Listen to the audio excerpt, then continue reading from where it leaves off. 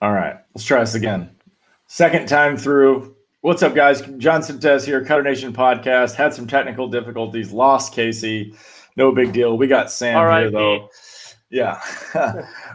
We'll get him back in here. Sam can cover some of the information. We're going to go over that. But we'll try this again. Please rate, review, and subscribe. Mash the like button. Check out our online store at cutternation.net. We've got hats, shirts, all kinds of cool stuff. Today's Friday. We call it Red Nest Day, so we It's rock Wednesday. the Reds. Or Wednesday, yeah. Not Friday. I said Friday. I It's said Wednesday. Wednesday. Today really red day, and I just randomly have a We red hat on. we rock red on Wednesdays for Red Nest Day. So we try to make it fun, as routine baseball players do. So, but I like to without further, look into the future. I like to look into the future, so I'm wearing outfit and okay. Yeah, we have fun names for just stuff like killing that. The intro. Killing the intro. It's all good. It's all good. Sam, welcome to the show.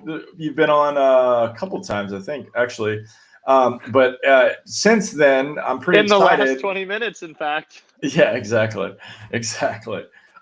You are the head coach at College of the Desert, which I'm so awesomely excited for you because it is such a great opportunity for you to bring your style and personality to the baseball community, and especially with a team like that. You do so much good for people. You have the SD Project, which is a nonprofit that you run, which brings great attention to some very underprivileged areas and helping them out with getting sporting equipment to help these people out. You're a phenomenal human being in general, despite the angry look of what I'm used to as we faced each other in the Pecos League, the tattooed guy with the good beard and the arm sleeve and the taking G hacks in the box. So I appreciate you taking a little time out of your day, and I'm really excited for the San Diego area to get a little bit of insight of you and your personality and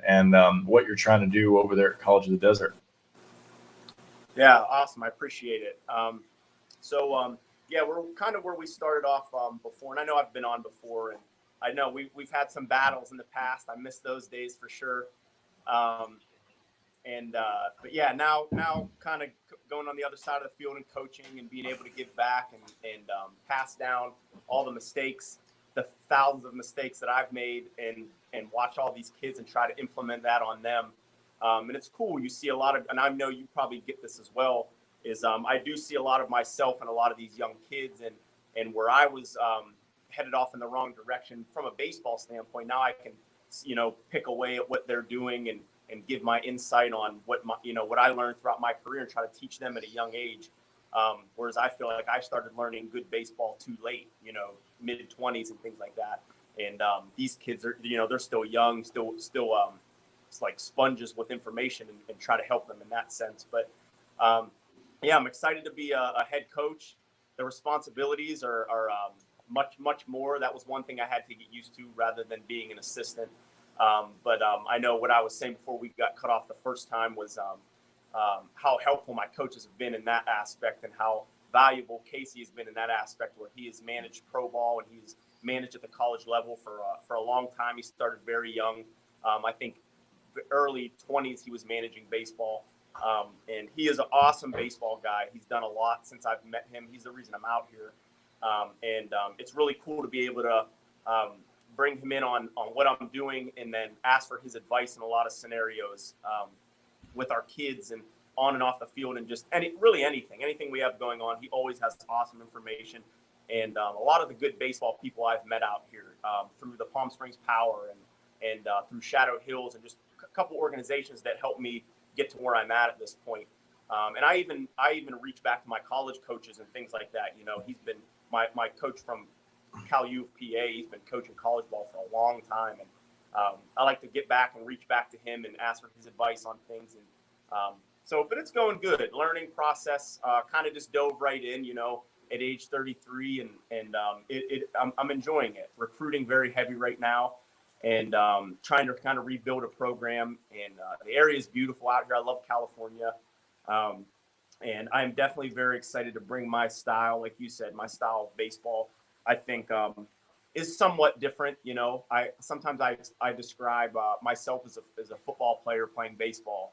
That was really my first love was football, and it's a very violent and aggressive sport, and that's how I like to play.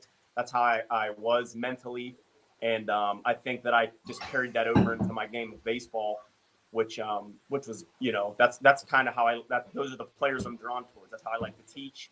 That's how I like to act. So you know, it's led to a lot of broken bones and surgeries, but it's just how I like to play, and it's that's what I try to pass down. You know, aggressive violence, and I think the one big thing I learned from playing like that is not being stupid. It's very easy to play stupid when you play with that mentality. You know, what I needed was to add some baseball IQ into the craziness of my baseball game to kind of clean things up, and that was my big learning point as I was playing. So so it is. It's definitely my style. You got to see it for a little bit, you know, but yeah, so here, you know, here we are. We're in this funky time now where we have all this downtime, and we're all just waiting to get back on the field. Yeah, I imagine that if you have 9 guys that have your approach and your swing, like it's gonna be a rough time for the pitcher. I you know, we talked about it before about the battles that we have, but I also I don't know if I have talked about this on the podcast before, but me watching you face other guys on our team and just you hit some mamos in Trinidad, and I remember being like in the dugout being like, I'm trying to tell you guys, do not throw first pitch fastball to this guy. That approach comes with a lot of horrible strikeouts, though. You got to talk about the horrible strikeouts I've had too. If you're going to talk about the home runs. Hey, you didn't have those against us. I tell you what, it was if that was happening, I didn't see it. I'll tell you that, you know, because you hit one over the tree in Trinidad that I remember the guy that was throwing was a little bit cocky, and I remember our closer looked at me, Bowser. Looked at me and he goes, I tried to tell that guy, like, you got to respect this dude. Like, I know he's a little bit shorter, but he's going to swing it. And if you give him a cookie, he's going to crush it. How tall are you? What's that? How tall are you? 5'11", but I always tell everybody 6 foot. Always. I've been putting 6 foot on my baseball resumes and all that for years now. You always have to give yourself an extra inch and like 5 more pounds. Always. I've been doing that since high school. I think that was a tip from my dad. He said, no, man, 1 more inch and a couple more pounds. What are you doing? Yeah, so from a baseball standpoint, I was always 6 foot, you know, 182-ish, 185. But no, I'll tell you what, classic. That mentality is like you either some kids I try to explain, like, it's hard to just make kids be like that. Like it's just, I think it's just something that most have, you know. You'll hear a lot of coaches say, you can't teach this. You can't teach that. You just have this. And I think it's like 50-50. Like, I do think that you can teach that mentality and kids can jump on board with it and collectively play as a group like that. And, but there are a lot of kids where it's like, it sounds like it would be that easy, but some kids are just not made like that. Some kids are not made with the killer instinct and the violent mentality and super aggressive, and it's always easier to take a kid that's way crazy and over aggressive and calm them down than somebody that just doesn't have it and you keep trying to push it and it gets frustrating. And so it's a challenge. It's challenging to know all of your players, know their personalities, and know how to push them. Certain ones you got to be harder on, certain ones you got to ease up, you know. And that's one thing Casey definitely told me he learned in his career of coaching was like managing all the different personalities and knowing how to treat everybody. It's not just here's my 30 kids, let me treat every single person the same, let me tell everybody to do the same thing. You know, baseball is a crazy game, and you got, you know, I like to let kids sorry, I got a phone call there. I like to let kids be comfortable and play their game. And then whatever we see that we think needs work or whatever we think we can add in, then we try to add that to kind of like to their weapons, you know. But I'm definitely not the type of coach that is like, I mean, just the way I was, I like to let kids be comfortable, play how you like to play, do your thing, and then let me see what you got, and then let's pick away at it, you know, as time goes. And I'm learning too. Like, I don't know everything, you know. I'm definitely not the type of person that's going to say like, oh, you know, my way is the way, and this way. Yeah, I'm an open book, man. You never stop learning in baseball. And gosh, I'm only 33, and I was always a raw player, so I learn a lot. I'm learning every day too, you know. And I think even some of the older coaches I've talked to, they say similar things. They say the learning is never done. You never stop learning baseball. You never just sit in your chair and say, well, I got it. You know, that's it. I got it all. You know, and it's just forever. You know, something different, something new you see. So that I like to be like that as well as a coach. Very, very open-minded. You know, and the main thing is letting players be loose and let them enjoy themselves and letting them, you know, I saw players play up tight and nervous and scared, and it's a disaster. So I definitely make sure that I let them know I'm not that type of person. You know, make mistakes, mess up. That's how you get better. That's how you get better in baseball. That's how you get better in life. But obviously the same mistakes over and over and over again, that's whenever you start to have the problem. It's like, come on, we got to make adjustments. Let's be smart, you know? So, so I don't know if I got off track there. I just started rambling, but. No, I loved it. I love the mentality. I think that's what I really want people to see with you is your desire to win was easily. Oh yeah, you're going to jump back in. Man, I can't hear again. Is the phone call. Jump back in. Man, this is turned into quite the day real quick. Hold on to me. So Cass, what I was saying was one of the things that was pretty exciting about Sam was it was very obvious in his want to win at any cost. And so how about now? Can you hear us now? Yeah.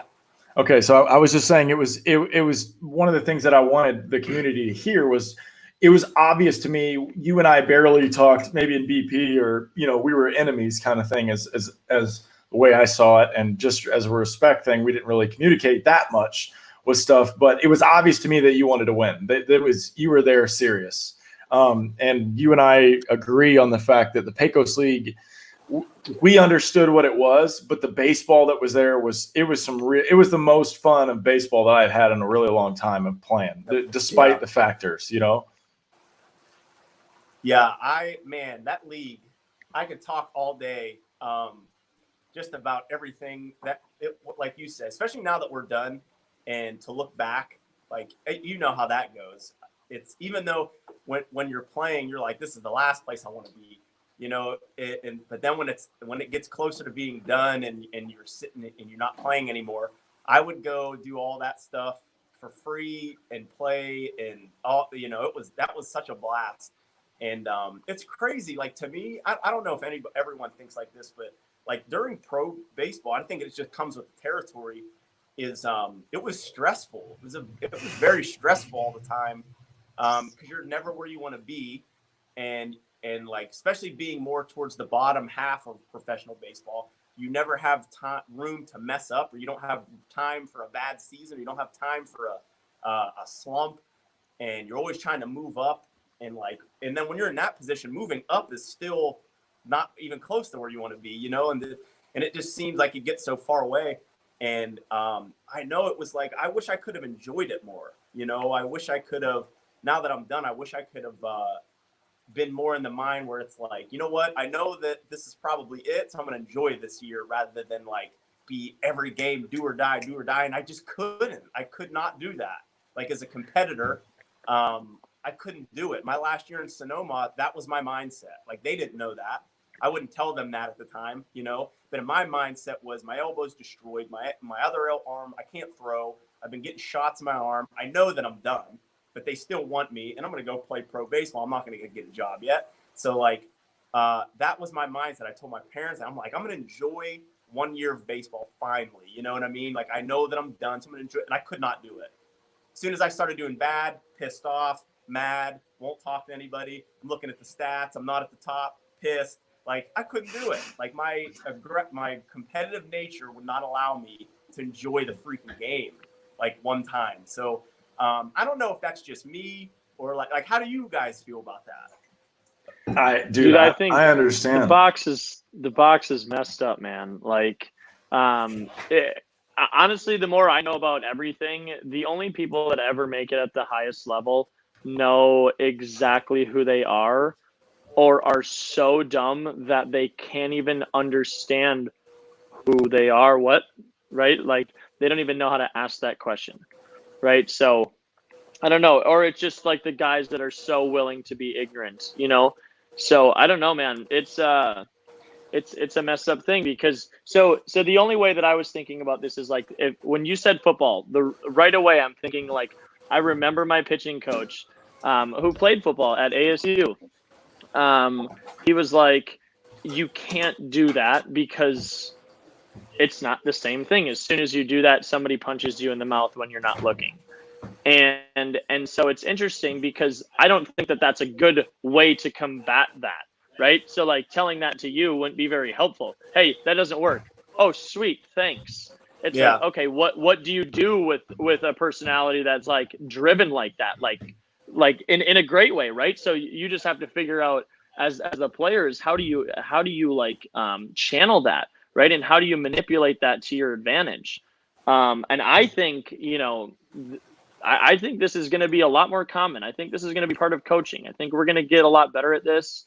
I think psychology is coming a long way just in general outside of this. And I think it's going to be starting to be a big part of human performance. I think you're starting to see that this is just and you know, I talk to people, right? I talk to, you know, I know that if we have parents that are nurses or young teaching, you know, teachers, I'm asking good questions and thinking about child development, and it's changing fast. You know what I mean? So I think it's gonna be interesting because I think those kind of things, Sam, are that should be seen just as powerful as how do you swing the bat, right? How are you preparing? Right. And I don't think, you know, I know that Ken Ravizza has had a huge impact on the game of baseball and the mental game, you know, but that's one way. It's one way. It's one lens of looking at it. So anyway, there's it's so many ways. It's crazy, you know. so I'm going to throw it back to you. I do have a question. So you were talking about all of the different personalities on your team, but also that you are kind of recruiting a certain kind of kid. When you are trying to manage the different personalities, what are some of the things that you kind of hold your ground on? Like, what are the things that you don't waver in as far as like behavior, or what do you expect out of your guys? You know what I mean? No, that's a good question. So, and that's kind of cool. That like being new, I've have moments where I'm like, what should be my, you know, what shouldn't I waver on? What should be my rules and what shouldn't I like let go and think like that's a thing, you know, that's something new to me where it's like, what's going to be my style here? What is going to be okay? What isn't, you know? And, honestly, like I do like this year was a learning process once again. And I do want them to be comfortable. I do have a tendency to let it, you know, try to make it like like from when we were playing, like a professional atmosphere, and keep it loose and let, you know, not be too crazy on everybody. And I think what I learned this year was that's tough to do with college kids. Letting the, you know, kind of being like, let's handle your stuff, handle your business, you know, show up. You got to like, you have to have a lot of organization and tell everybody what they need to be doing and really take control. You know, because whenever you kind of let it be like the, you know, let's play loud BP music and, you know, outfielders, you know what to do, take your reps and you watch it all unfold. It gets a little bit circusy, you know, like, so definitely trying to just implement like structure to it and go hard on that. So everybody knows what they're doing. When you show up, you check the board, you know where you go. And then it becomes routine, you know, after a couple months of everybody knowing what's supposed to go on. But definitely keeping structure to it is one big thing that I needed to get better at this year. And I spoke to Casey about that too. Is like I wanted it to have that feel, but the college kids, you got to have a little bit more grasp on what they're doing. and just being accountable for everything. The basics, honestly, the showing up on time, handling your grades, knowing how to handle yourself on and off the field, knowing how to handle yourself during games. College baseball, and this is different, is like there's a lot of chirping. Man, I was just that's another thing that caught me off guard is a lot of the teams you play, man, they let you have it, and I'm like looking at the other coach. I'm like, this is really what you let your kids do, and so I don't let them do that, honestly. Like I let them be loud and I let them cheer and the basics. But I'm not a fan of I don't know, what would you call it, bush league stuff and things. I kind of hold a grasp on that kind of stuff. I don't like them to be like that because they're under me. These are my kids. This is my group, and if I'm watching another team do that, I would be like, man, I just don't like that stuff. And I know it's college baseball and everybody's different, so it's not wrong, it's not right, but that's not my style. My style was, yes, I'm going to go hard and punch you in the mouth, but I'm going to do, I'm like quiet aggression. I'm not going to be the guy that's flashing and doing all kind of crazy stuff so you all hate me. I'd rather do that through how I'm playing. And so I don't know if that makes sense, but yeah, I have another follow-up. So I had in high school, and this is a little bit, like I don't know, because now I'm rethinking stuff. Like I'm looking at this through the lens that I have in the past, and now I'm rethinking it. So it was like Johnny high school, right? So you get to college, and it's like, dude, the shit that you said in the dugout in high school, you can't say anymore. And then I just shut up. But in high school, like that, I would get in pitchers' heads, like, and I know it. And my team would feed off it. It was something that I like to do. It was super immature, and there was a better way to do it. But so like I don't know what's the balance though, because like how do you keep somebody vocal? Because this is the other thing. I don't like the rah bullshit either. Like I don't want to sit there and just like say a bunch of positive things. I want to like be able to say weird things. Like I just want to be me. Yeah. And then do you know what I mean? So like I that's probably one of the things that I think is interesting to manage, because I always go like I want it to feel like town ball, and that's a Minnesota thing, but it's just like it's amateur baseball that like polices itself. It's like you have veterans on the team that are like, dude, you're being an asshole. We all think you're an asshole, so don't do that. And like and it's so funny, and like and how people even manage the lineup, stuff like that. So I don't know. I'm just thinking out loud here. I coached D3, played D3, and you're talking about the transition, and I've thought about that transition because I've only been an assistant coach, and the head coach that I coached under, same exact thing. You don't know how much I have to do. You don't want this job, kind of thing. Just because of all of the red tape and stuff with compliance, and usually most head coaches have more responsibilities than just being a head coach. And and then you have, Hamlin had 50 kids in their program. Like they went at a D3. I don't know. Tell us more about your program, by the way. I don't know anything about him. I haven't. I was gonna say that next. Is like, why don't you? Yeah, exactly. Never mind. You said it perfectly. Tell us about the program. Okay. So real quick though, because I like the point you made was I was like that in high school too. Like when I look back, I'm like, oh my god, like I don't know how everybody didn't hate me. High school kid, just confident as hell. So like it's good, but there's a lot to learn. Like, and that's kind of what happened in college. Like you get humbled very quickly. But then I'm like Juan Soto. I'm like Juan Soto, bro. Like if you just keep being that douchebag and you play the game, now you're just a douchebag that can rake. Yeah. Like I don't know. And then you're like 22 and you're like, maybe I don't want to be a douchebag anymore. But at least you're being yourself. This is the thing. Sorry. You just honestly, it's just and like I'm just like I said, I've been through so many ups and downs in baseball, and like I see so much of the stuff that I did and all these other kids. So I'm very reasonable with, with coaching and what I say and when it's time to really get hard on them but like we have kids like that, and it's like, well, I was this too, and it took me a year to figure it out and learn, and like that's what they're doing right now. Like rather than me absolutely annihilate them, I'd rather pull them aside and be like, look, this isn't high school anymore. Now when you do this, the guy that's coming up behind you is going to get hit in the back of the head, and we're not going to be, it's not a good thing, and that. So like that's part of it. That's just a new part of being a head coach, because there's a lot of head coaches that don't care about that. Like we play teams, and I'm like, I would never let my guys do that ever. And like, so I let them be loud. I don't ever say a word on any of that stuff. But like every now and then someone will say something, and I'll just be like, whoa. No. You know what I mean? Like well, hey. Yeah, dude, it's just you're on a word count now. Word count. Yeah. Yeah. Like honestly, it'll be like, let's go, and this one will be like, you piece of shit, and I'll be like, dude, come on. Like, so yeah. There's certain things where it's just like right on the spot. I'll be like, no. Or if another team's doing something, I'll literally do the same thing. I'll lean back and like, you see this? Never. Don't ever do this. Like it's just,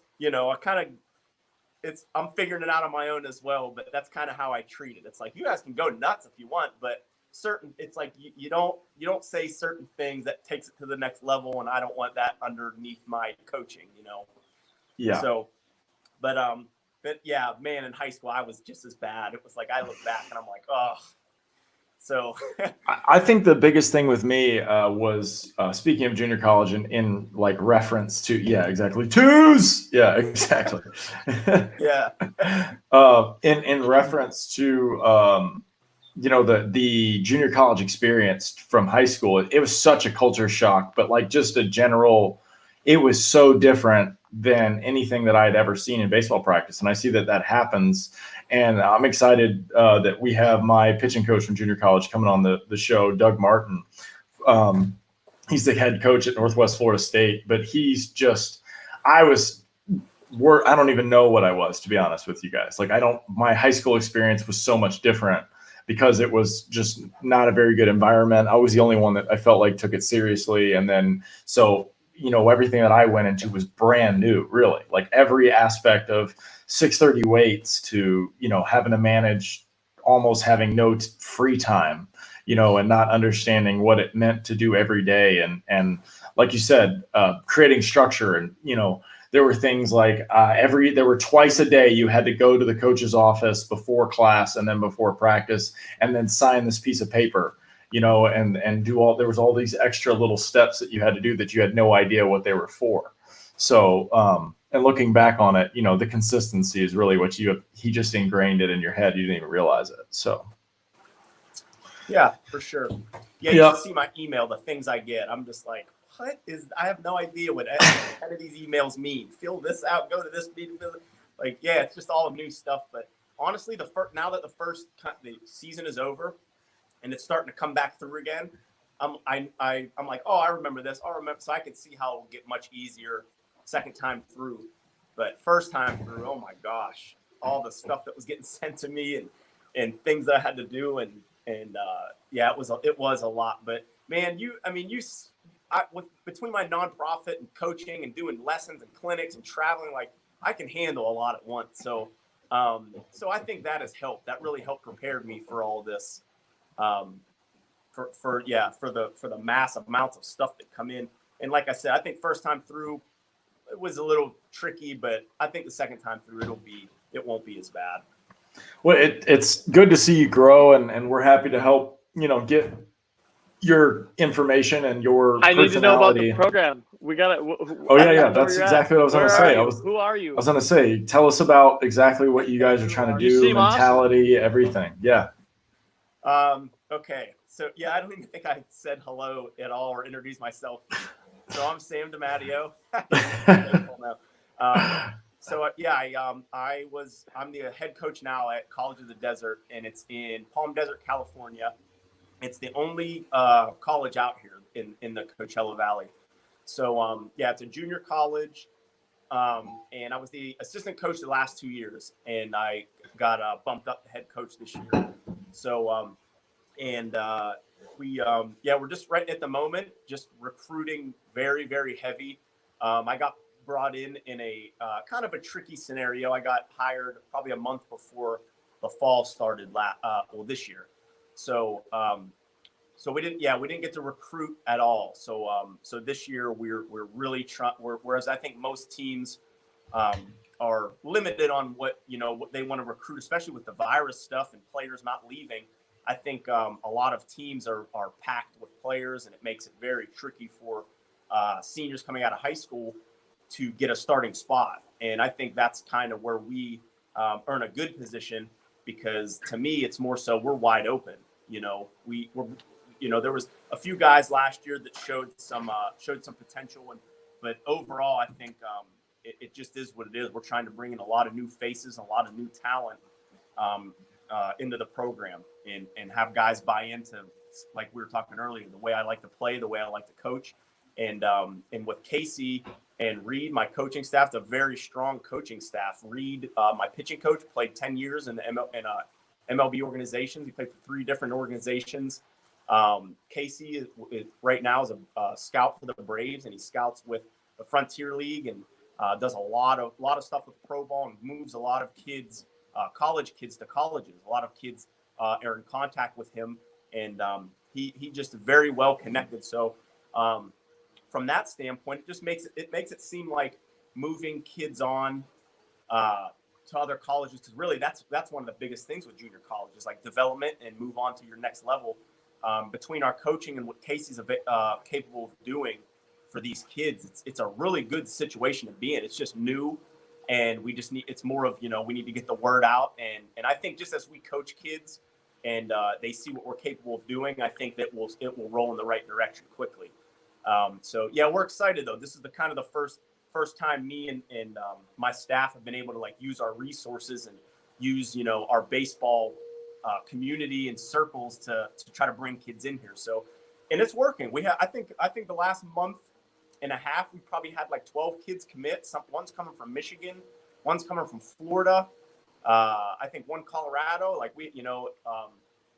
Kids coming from out of state, and then as well as our local guys coming in, and kids from a little bit outside of California. So we're getting a little bit of everything right now, and so it's going good. The recruiting process is going good. I just have to be relentless with it, because I think most teams where they're, they might have guys coming back and they've been there for a while and they're a little bit more established. They might not have to go. They might not need as many players to bring in.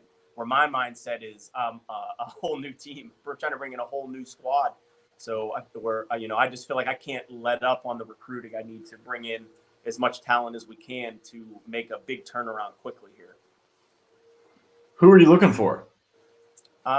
We definitely need arms. I think we've been focusing on the arms first and foremost. And we have a couple guys coming back that will definitely help position guys. But I think because last year, honestly, or I always say last year, this year, we hit our hitting philosophies and what we were doing was working. We hit well, and our pitching staff wasn't as strong, and it was almost getting to a point where we were giving up 8 to 10 runs a game.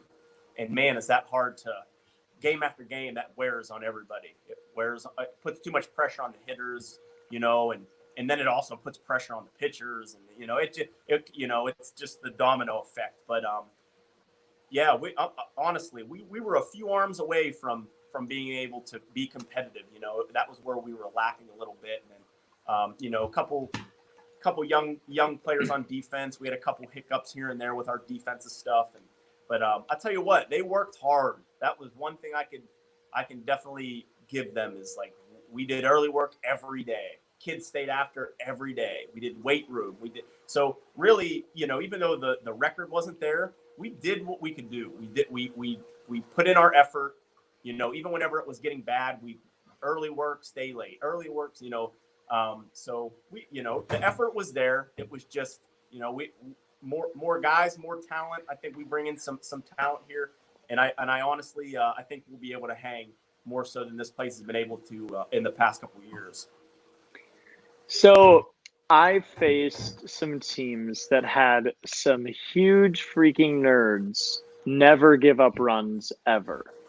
And when you're talking about your staff struggling, um, I wonder. So we had kind of different conversations with a couple of people, and I think that it's kind of interesting to like how you lay your foundation for these kids. So I'm just gonna kind of like lay it down. I don't know where I'm gonna go specifically, but like, what if you just don't care about how somebody throws or how somebody swings, and you just taught them like how we're going to be? If you only did that, okay, that might be too extreme. But then the other side of it is, what if you only just teach the mechanics of it, like in a classroom, off the tee, off front flips, and that's it, right? Are those that? Which one's better? Man, that's a really good question. And I don't think it's actually the technical one, right?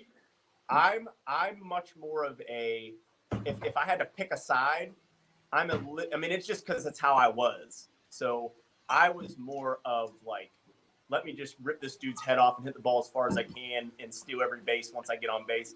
And I wasn't a mechanical person. I was, my mind is in a better spot than yours, and I'm a really good athlete. So I'm just out athleting everybody. And I have a very vicious mindset, and it kind of just got me far, but so this will be good. It got me really far, but it made me hit a wall, because I think once you get to a really high level, you're playing guys that are the same as that, but are really mechanically sound. You know what I mean? So it's like, that was the big learning thing for me throughout my career, was like, that's how I see it now. But when I was young like that, I didn't look at it like that. I just didn't know baseball well enough. I didn't play enough. I didn't have enough experience and enough knowledge. But now that I'm 33 and I'm just done playing, and now I coach and I go back and I watch all these kids do their thing, that's how I see it. It was like this got me, this way of playing got me here. But then I hit that plateau because I didn't have the clean approaches, and I didn't have the clean mechanics, and at that level. Okay. So let me jump in there. So you didn't have these things, and then what was the solution when you were told that you didn't have these things? What was their solution for you? Oh, just to do it, just come on, man, start hitting the right field, see it deep. It's like, oh, like that's like what my mother tells me, like from the crowd. You know what I mean? Right. Like, So let's say you didn't get anything, and you just got thrown into, I mean, to simplify, just live at bats more often, right? Would be the easy way to say it, or some version of that more challenging thing, and feeding into your aggressive nature, and just exhaust that though a little bit, right? Like a guy like you is going to be like, let's fucking compete all the time. Let's do this. And that would be into your thing. And so I'm just like, I'm sitting here going, I just really think I'm going to come out on the back end of this feeling like I really don't care about the technique, and I love it. But I just feel like what I'm realizing is, when you lay the foundation of getting kids to be comfortable and getting kids to play, like they have to feel like they're playing, like very childish playing, then really good movement happens, right? Because then the mind just like shuts off a little bit, is absorbed into the game. And then the actual smart thing is the body. Like the body can naturally catch itself, right? When you throw, you should be catching yourself. You should be playing the game with the catcher, right? Like, I'm going to execute this pitch, and like your body just goes that way and stops, and the ball, you know what I mean? It just needs to be so simple, and all of the best athletes do that. So it's interesting because you already brought this up. Then at the college level, you have to systematize it. There's no other way around it. And this is the cool thing. And I'm not intentionally plugging this, but like, this is why I think our stuff is so similar to a college program, is because that's why Driveline is attractive to a college program, right? Because it boxed everything up literally, right? And made it accessible for people to copy and reproduce, right? But that's how do you tell these kids, you have to listen to exactly the things that I say on these XYZ things, but then also like, you do you, dude. Yeah.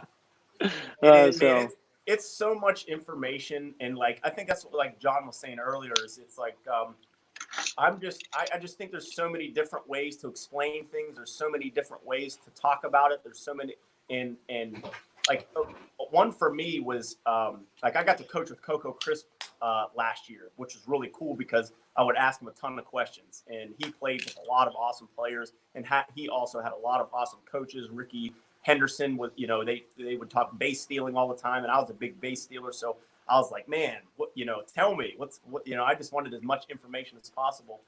And it's crazy to hear like his approaches and then mine, like so different, and then like on the bases, things that he would look for, things that I would look for, and things that Ricky Henderson would look for and what he would do. And it's just like, and then you go talk to another guy that was a similar player as him, but he might say all different stuff too. What did you do with 2 strikes? Well, I did this. What did you do with 2 strikes? Well, I was still looking for this. Everybody is so different. So that's why it's like, especially as a hitting coach and more of like a hitting specialist, man, you really got to learn kids. You got to watch them play. You got to see what they like to do and what they're comfortable with. And it's a lot. It's never can just be like, hey, here's my kid, look at him for a half hour and let me know what's the deal here. Like it's a lot, man.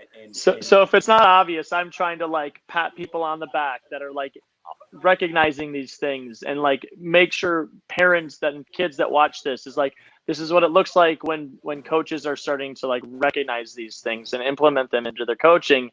And it's so sad when it's not there. Do you know what I mean? From, seeing players that have to play for guys that don't get this. Yeah. It's like coaching with Casey and being like, well, here's your 30 hitters for the summer. Man, it took half the summer to understand them all. Can you hear me still? Yeah. Oh, I'm gonna have to log out and get back in. Hold on. It's okay. We got to run anyway, so it's okay. Yeah, we got to run anyway. Let's see if we'll give him a second just to get in here, and then we'll sign off. So, he's excited, right? He's got energy. He's super pumped about being able to put his spin on it and affect kids. And like I said, he's a great human. Anybody that takes sporting equipment to a third world country and tries to make them enjoy sport is way better. So this is perfect, Sam. This is probably a good little stopping point anyway. So why don't we just let everybody know a little bit about the desert, College of the Desert. We're looking for arms, how they can, where's the information they can get a hold of you, and then maybe a little bit about your SD project, and we'll sign off. Okay. So yeah, right now with College of the Desert, we're definitely focusing on arms for our pitching staff.